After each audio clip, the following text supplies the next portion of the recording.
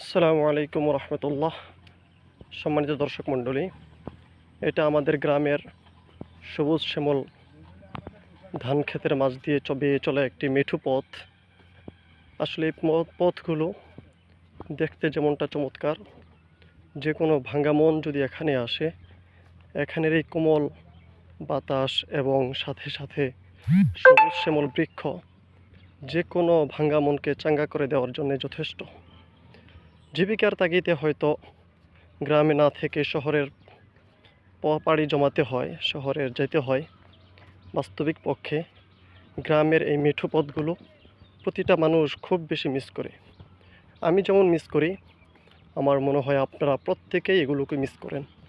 বিশেষ করে যারা আমাদের প্রবাসে আছেন, তারা তো গ্রামের এই দৃশ্যগুলো খুব বেশি মিস করেন।